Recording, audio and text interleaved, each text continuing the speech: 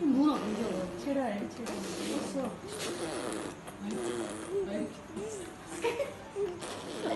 한번 더 빼주지. ਚੁੱਪ ਕਰ ਚੁੱਪ ਕਰ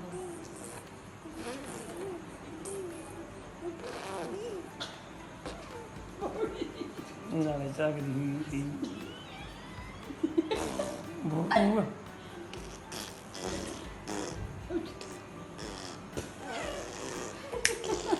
ਪੁੱਤ ਥੱਕ ਨਹੀਂ ਮੋਟਾ ਹੋ ਗਿਆ।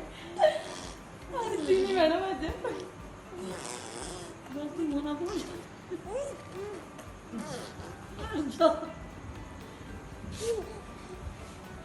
ਬੂ ਕਰ ਦੇ ਪੁੱਤ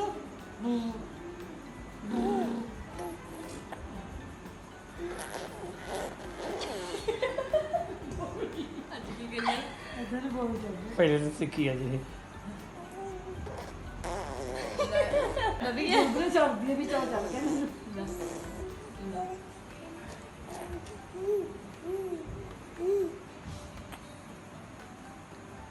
ਹੱਸ ਦੇ ਬੁਰ ਕਰ ਦੇ ਬੁਰ ਜਾਉਂ ਨਾ ਦੇ